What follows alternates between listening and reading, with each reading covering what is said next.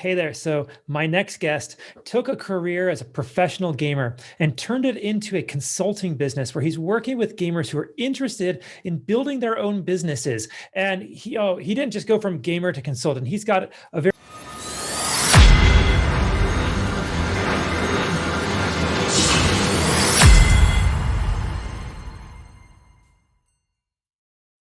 Hey there, everybody. Welcome back to the Gamerpreneur podcast. I'm your host, Dr. Bradford Carlton. Today, I have a very special guest for us. I have Sebastian Burton. Hey there, Sebastian. How's it going? Hey, Bradford, how are you? The It is a doc. I'm gonna call you the doc. Can I call you please, the doc? please don't call me the doc. Okay. Brad. Can I call you Brad? Bradford. Yeah. Bradford. Okay. Yes, sir. Uh, All right. I'm doing pretty well. It's a beautiful sunny day in Las Vegas. How about yourself? I'm all right. I'm here in Los Angeles, so it's still sunny. Still loving it. Hey, just a Making it. couple hours up the road. Okay, yeah, not too far. 4 hours if you're driving regular speed, and I've heard 3 hours if you're speeding. Hey, you got to go through that desert, right? There's nothing around. Yeah. It's good. All right. So, Sebastian, I like in the show starts getting right into it. So, why don't you begin by just telling us a little bit about yourself, please? I'm a serial entrepreneur that started out as a professional gamer. I think all entrepreneurs have a starting point or something that triggers them into entrepreneurship. For me, gaming was always my passion. I'm from Connecticut originally, urban side of Connecticut, and for me, my chance at getting opportunity for financial gain and opportunity for a hobby and passion was video games. I mean, Xbox, the original Xbox, a game called Dead or Alive, was how I started out. Me and my cousins would play that, and I became the best in the neighborhood. And then I started going to all the barber shops around town, and that was the best. And then um, I began traveling. My first tournament was when I was 15 years old. I drove out to my dad drove me to Media, Pennsylvania, which was about the ride from LA to Vegas, about 3 hours from Connecticut. It's a little, what do you want to call that? A suburb of Philadelphia. And I went and competed in a tournament, and although I got 11th place, that was it. I never looked back. I mean, I still remember that day like it was the first time ever because it was my first time meeting like-minded people. In school, I wasn't really connecting with people because everybody didn't want to talk about Pokemon cards and DOA and all these things every day. So I met a bunch of people who we talked about it all night. We played the tournament. We hung out before the tournament. We played the tournament. Such an adrenaline rush there, and then all night we hung out after. And I mean, that was it for me. I mean, I was sold. Like I just knew I was like, this is. I don't know how it's going to become a career. This is back in '05, so I don't know how this is going to become a career, but it's going to become a career for me. Like I knew it. I knew then. I wasn't confused. I wasn't. I just knew that was my passion. And then just years of traveling, competing. I've been to Japan, Spain, all over the world competing in different various fighting games. I helped develop a game called Dead or Alive 5. And I actually have a song in the game called Showdown when you sign in online.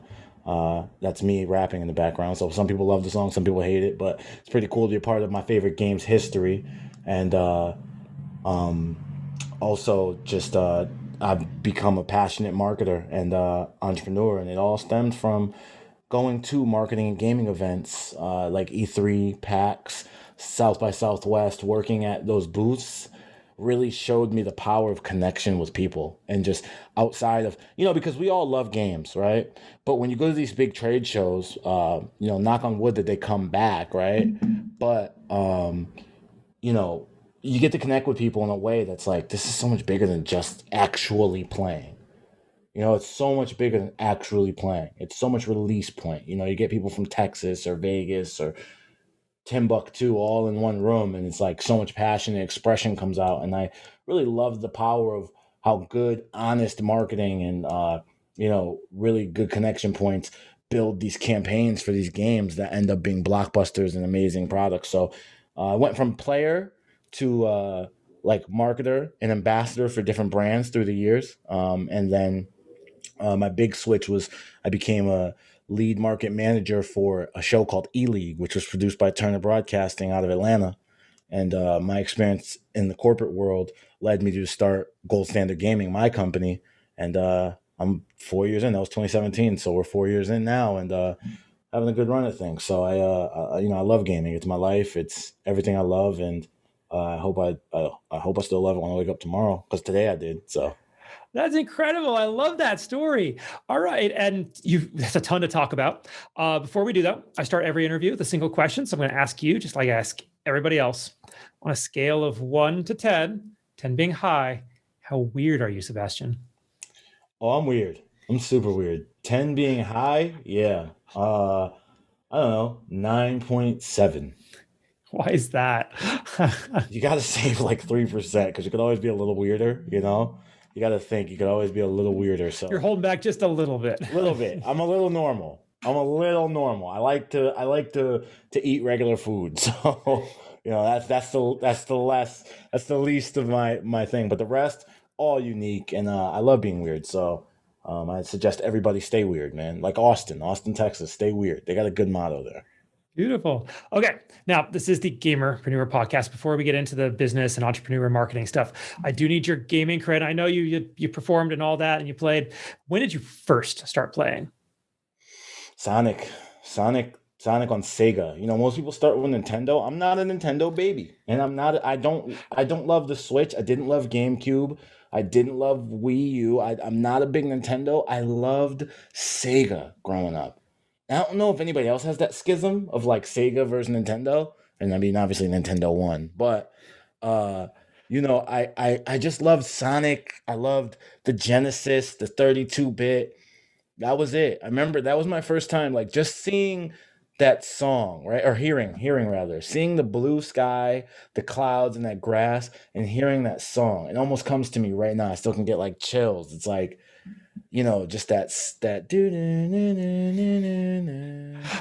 Oh man, I got it run through my head too right now. yeah, that it just comes in my head, and it's like that's what that was my first moments of like, oh, I don't know where we're going, Ma, but I'm not leaving here. We're somebody's house, right? It's not even my house. It's their game. And I'm like, I'm never leaving, ever. And that's just the first thing I remember ever, being in love with video games. Love, absolute love. Very cool. All right. And what do you play today, if anything? I was dabbling in a little MK11. I'm a FGC guy, so I came from the fighting games. So I'm always gonna love, finding new tech, playing certain games, playing my certain favorite characters. But yeah, I was dabbling in MK11, but I've just been really busy lately. So I watch a lot on Twitch and been watching a lot of FIFA lately. Uniquely enough, just a lot of FIFA, like a lot of like people opening the packs, seeing how they utilize their players. Yeah, I mean FIFA and MK11 have kind of just been the two things I've been fooling around with, I'd say. My Beautiful. playing days of professional are over. All right. Now, Sebastian, you've played a lot since Sonic, right? If you had to choose one game though, as your all-time favorite, which one would it be? Oh, no skipping on the hard questions, huh?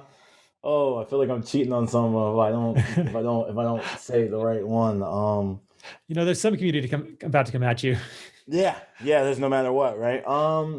Man, I gotta say my favorite game of all time, uh, is the fourth installment in Metal Gear, and Metal Gear the series is probably my favorite game series of all time. I just think that it was. I've always been like a big like I like in-depth thinking. I like great in-depth shows, like things like that. More like um kind of introspective, and I just love what Hideo Kojima was able to do with um I mean the looming thought of nuclear war is in all the back of our minds at all times because humans think about survival. So to tie that in with his love for robots and his love for like some of the American culture and just like his take on things, and obviously with tactical espionage, I just thought it was incredible. Mixing sci-fi with reality, like always with the bosses in Metal Gear having kind of like sci-fi powers, but the rest being very grounded to like tactical espionage.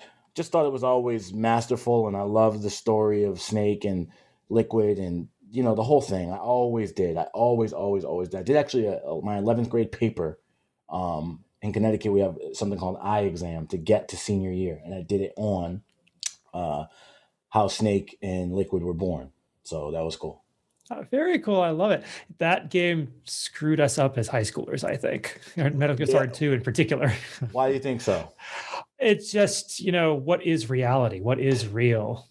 I loved it. I loved it. You had to pull your controller out, put it in port two, Right? and all Psycho those things. Mantis. I loved it, dude. Yeah, I see. I loved it. Classic. I mean, they really don't make them like that anymore. You'll get great games. Don't get me wrong. Something that puts me in that mind state I really love is The Last of Us. But I mean, Metal Gear, right? Just wow. Darn right. Okay, now Sebastian, let's get over to the newer part because that's what we're really here for. Okay. What sets you apart? So you had this professional gaming career, and now you're doing consulting, right? Okay. Yes, What sir. type of consulting? What is it you do? Like what is your business? So GSG has pivoted, and I think it's great for entrepreneurs to know that you're likely, and I'm sure you know, you'll have to pivot. Like there's different reasons and different types of pivots, but when you start your business, you start with an intention to do one thing, and you'll see the market might call for different things. So when I first started consulting, it was talent, right? I had been fortunate enough to be in these situations where I knew how to pretty much every year get paid to go to E3, or every year find a sponsorship for my flights, or every year. Like I had just kind of been gifted with the right mentors, the right amount of hustle, and just kind of the experience, right? I'm no spring chicken. So I kind of was able to know my core competency, was able to get what I needed to get what I wanted to get done, right? And I noticed a lot of my peers, especially in the fighting game community, didn't know how to get these things done. I seen deals that were like ridiculous amount of exposure for the brand and not too much for the player. So that's how GSG was founded. And so I started as a talent manager. Quickly, I found that in our beloved esports, a small sector of the entire gaming community, you have to pay a lot of your own capital to help talent grow and develop as a brand before brands want to start paying the talent. And since you're an agent, you're only getting a small percentage of that grape, right? So, if I make just to use you for an example, if I make Bradford 100K and I only get 5K for it, and I spent 5K to get him PR, promotion, all the right things in all the right places, like I'm breaking even. So we had a lot of talent in the stable, and that was kind of an expensive path for the brand. So another a core competency I had was event management. As I mentioned, I've done a lot of PAX events, a lot of booths at E3, managed different road events. So I understood how to do that, and so we pivoted to event management, and that was amazing. We had a good year, 2019, 2018, 2020 early, and obviously COVID happened and it knocked us kind of right on our heels because there haven't been many gaming events. I don't know if you guys know about one, but you better been 6 feet apart.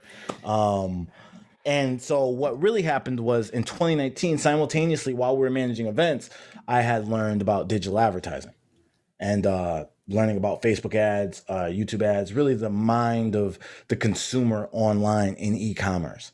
And man, I took a course on it, and it changed my life, it changed my business, it changed everything, because now I help customers and brands find their target audience and their customers and scale and grow their brand. So that's what I've been working on for the last year and a half. Yeah. So, and that's been the best our business has ever been doing, because people always need customers.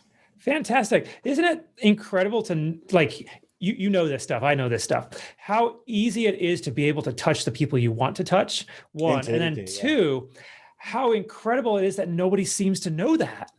Yeah, it's a phenomenon. It's a phenomenon. It's very strange and unique that people don't look at. You and I know. I look at Facebook and LinkedIn and Instagram as it's like billboards, the front. I'm looking at the front of the billboard, and I know how to go behind it and program it to have people see what I want. And it seems like a lot of people don't get that it's not rocket science. I mean, you can do it. You just like anything else, you need to be educated and you need to practice on it. And once you get it, yeah, as you said, the ease is like something that I don't think any advertisers before us or any entrepreneurs before us had access to. This is a new tool for the what I call the new fourth revolution, industrial revolution, which is like this digital age we're in. I'll tell you, Sebastian, it actually used to be easier. Ever since the 2016 election, when Cambridge Analytica did their thing, you used to be able to target based on credit score and stuff like that. It was so crazy how you could target back then. That's crazy. So it's a little bit more difficult. You missed the I kind of missed on the party, didn't I? God dang.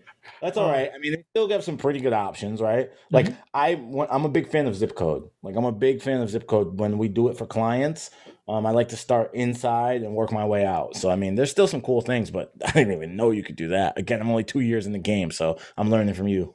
Absolutely. Now, this show is about advice. I want my audience to be able to learn something from my guests.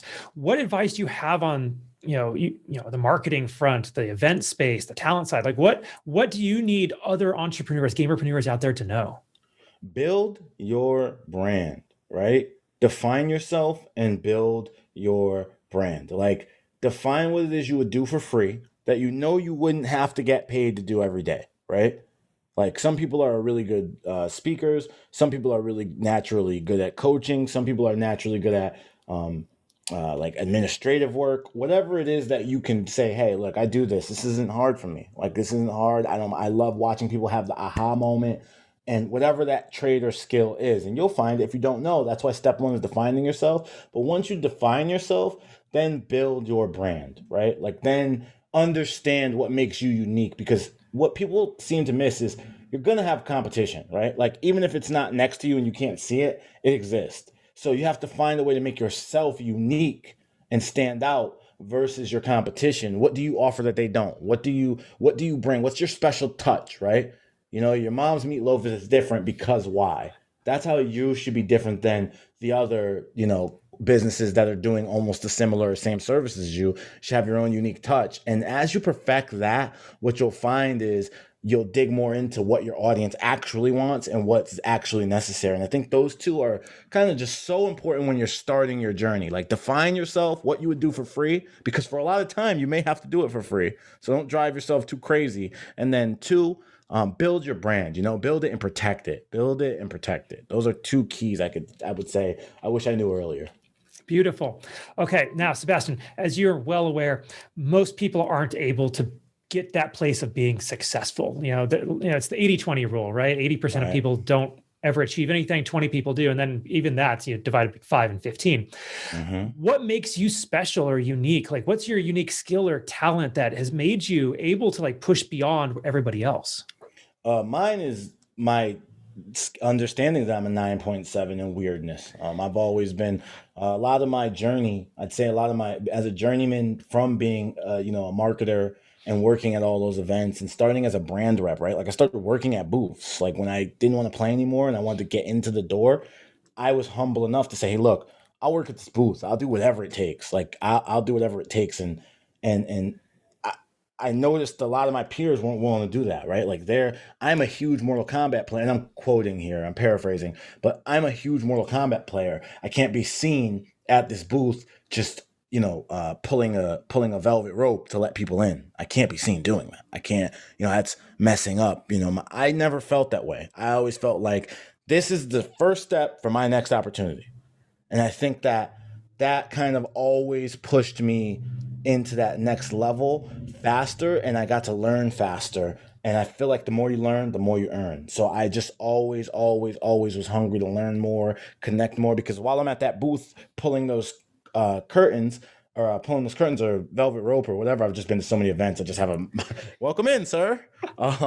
You know, I was always making sure to network. Your network is your net worth, and I always making sure that when the people walking by, doctors, whoever, right? I was just connecting with them because you never know. You're only 6 degrees separated from your next opportunity. So I was just always, always, always trying to connect. And you get invited to the Twitch party after. Then at the Twitch party, you meet somebody, you stay in contact with them. Then they fly you to here and you do work there. And it all turns into things, right? It all goes somewhere. So I think that's my hardcore networking and my ability to, even though I'm an introvert naturally, I live alone. I do everything alone. But when I get out, I'm very extroverted and I let my weirdness show and my uniqueness show because we're only getting one go round as far as I can tell. So I like to share everything I can. So as I'm sharing with you now, I love to share with people. And I think that is just one of those things I'd say network and share your weirdness, like share your uniqueness and don't be scared to look at an opportunity for more than just what it is in front of you. Like, yes,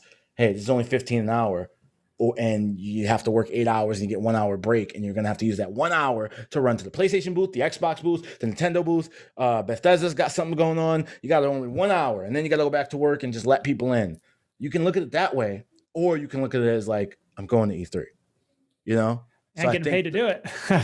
Period, right? Period. So I think that pushed me to that level of figuring out how to learn. And then once I learned how to learn, I began to learn more, and then that helped me earn more. So, I mean, okay. I love that saying. I'd like to add to it though. It's not just the more that you learn that you earn. It's the more that you learn and apply, the more you earn. A lot of people, they'll spend a lot of time studying, but they don't actually go off and do any of it. So it's really important to really actually apply. So they say like knowledge is power, but unless you do something with that knowledge, it doesn't turn into anything. Fact. Speaking of, Sebastian, where are you going to learn? Like what resources are you turning to? What classes are you taking? What mentors do you have? Oh man, so I was fortunate enough at a young age to get grabbed up by the creative director of Team Ninja, Mr. Tom Lee. And so he's been behind games like Dead or Alive, Ninja Gaiden, Neo. I mean, he's given me a lot of gems. I would tell everybody, get a mentor. Like, don't even question whether you need a mentor or not. Get one. It should be, I wonder why schools don't teach you that right away. Like, get somebody who knows what they're doing in the industry that you want to learn, because I knew about video games. I could talk to you about it all day, right? But I didn't understand why a marketing budget was a marketing budget. I didn't understand why, the timeline of a game's release from, code to beta to release. I didn't understand the timings of these things. I just understood the games. A mentor really helped me understand that. And then I'd say the rest, YouTube University, man. We're in an age where you can literally learn these things for free of charge. And what you can't learn for free, you should be willing to invest in yourself. I think you have to be able to invest in yourself. I've invested in courses. I've invested in mentorship. I've invested. I mean, you just have to be able to invest in yourself. And but if you don't have, if you're starting off and you're like, hey, because I started off with no money, and you don't have any money, YouTube is free, and there's no reason you can't get on there and learn some pretty dangerously awesome stuff for whatever, again, your core competency is. But none of that matters if you don't define yourself first. You got to figure, I could get paid to take the trash out. I could get paid to take dishes out. My parents made me do the dishes. My parents made me do that so many times. I'm probably one of the best in the world at doing it. I hate them.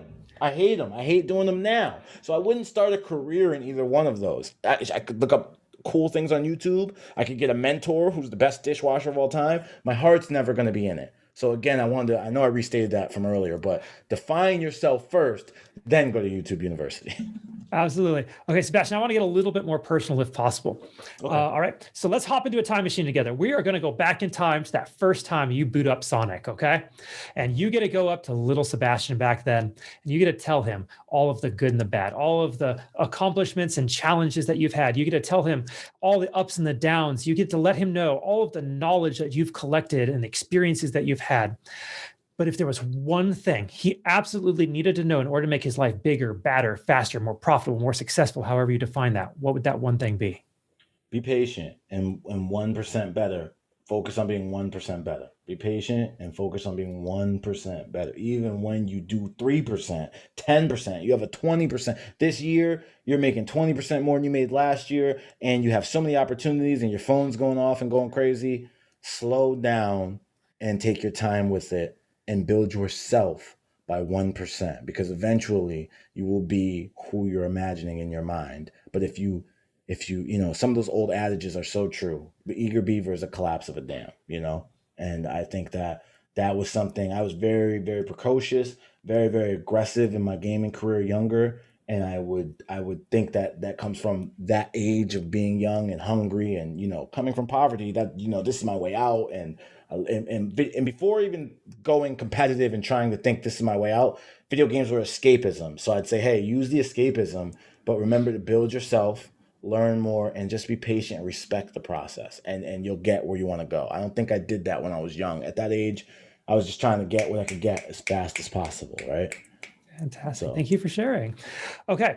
Kind of on a related note, I believe that we learn the most in our life from our failures, not necessarily our successes. Because, when you succeed the first time you try something, you may not know what happened. But if you fail, you got to take a look at it. You got to be able to kind of examine it and move past it in order to succeed the next time. So I'd like to ask you, Sebastian, what do you consider your biggest failure in life, and what did you learn from it? That's a good question. You have the best questions I've ever had on the podcast ever. The gamerpreneur asking those those really really pensive questions. Yeah, I think entrepreneur wise, not recognizing the power of putting a song in a game. I really think that in 2012 I got the opportunity to put Showdown. The song's called Showdown. It's in Dead or Alive 5. I don't think I monetized that as well as I possibly could if I knew what I knew now, right? And I don't think I cared. I think again, I didn't. I was so busy trying to make it happen and so busy trying to also go because that year Dead or Alive was huge. It was a new release of a game. So I went to all the big tournaments and I was trying to be a great player. And my big thing was like, I'm the rapper and I'm the gamer. Like, and instead of just like slowing down and learning, like, how do you release a song really and get all the publishing? How do you release a song really and maintain all the rights and shop it around for BMI and different opportunities and I look back at that business wise, and then I'd say uh, just in general in life, just learning how to be confident. I think that I didn't, as a younger age, take the time to learn myself and be confident. I let Chosen1, which is my gamer tag and my brand, I let that become its own entity, and sometimes it blurred into my actual life, and I've messed up a lot of relationships and a lot of friendships by becoming that person who I would be on stage, you know? And I think that learning how to separate those two is something that has really helped my life a lot. But I'm grown now. I could have did it when I was, 16, 17, 18, 19, and I think only thing stopping me was just my own arrogance, my own ego, my own ways. So that those are things I constantly think about all the time, and I urge people younger than me to really stop and can look all around and kind of step outside yourself and think about how your behavior, even if it helps you be more successful, even if it helps you with your confidence, even if it helps you with your career, just look around how it's affecting your loved ones, your peers, and the people around. Because this stuff, it's not that serious. Nobody gets out alive at the end. So, that's the deal. Like, just really be more considerate, I'd say. But I wasn't when I was younger. All right. Thank you again for sharing that. Now, kind of on the flip side, what is something that you're working to improve on yourself today? My New Year's resolution this year is to be a better teammate. I think I've always done a really great job of, as I said, I always was able to, I never really struggled with getting a sponsor or, even starting my business I went from, hey, this is going to be my dream to by 2016, I was working next door to Shaq and Charles Barkley at E-League inside of Turner. So I never had a problem with like motivating myself, but I have had multiple issues with leading teams and being a good teammate, Chosen1 and my genre is fighting games, so I don't have to worry about myself. I don't have to worry about four other people, right? And our loadouts and things like that. I just worry about myself and my own life bar.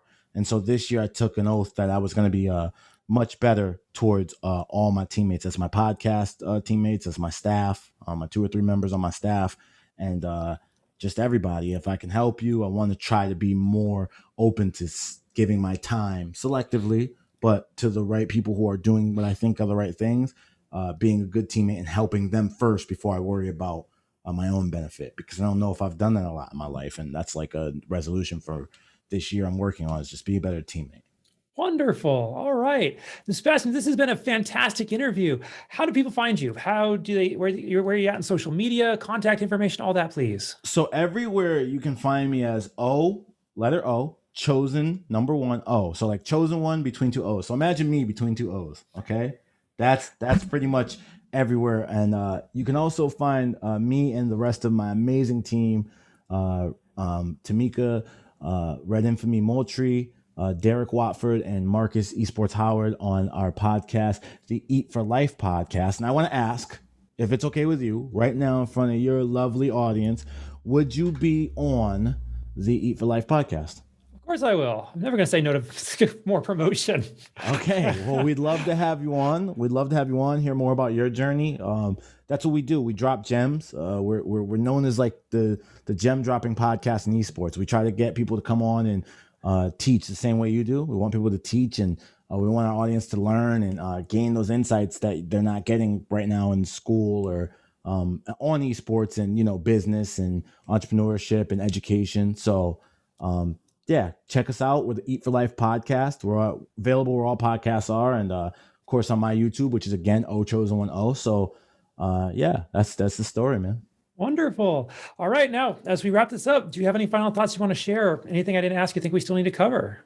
I think that, I want to take the time to say, thank you for having me. And, I'm really saddened by all this stuff I see with like, the Asian community and, these things that are happening around the country. As a black man, I know what it's like to be marginalized, and I know what it's like to feel marginalized, and the psychological triggers that can happen even when marginalization isn't happening to you. It's kind of like trauma, repressed trauma, because things have happened to you. So I hate to see this happen to even any other community. So, stop the Asian hate, and just respect each other. And, the gaming thing is like, what I remember about it when I was younger was that it was supposed to be the great equalizer, right? Everybody can't jump and dunk. Everybody can't do, a 100-yard dash, but we all can sit down and use our noodles to compete and play and have a good time and meet different cultures and greet each other. So I hope that we can be leaders in this new culture, new society. And, I really hope that we continue to grow and prosper as people in general. So that's it for me. Thank you for having me. Thank you so much. I really appreciate it. Absolutely, Sebastian. That was beautiful. And thank you so much for coming on. I do genuinely appreciate it. Yeah, of course, man. Of course. I love it. And you guys are rocking with a real one here, and Brad and the gamerpreneur, and he's teaching you real gems. So soak them up. Okay? Soak them up. I want to see more gamerpreneurs out there. And it can't just be me and Brad. We got to have all you guys join the table so we can all eat for life. All right. That's right. And on that note, I'm going to remind everybody else, don't be just a gamer, be a gamerpreneur.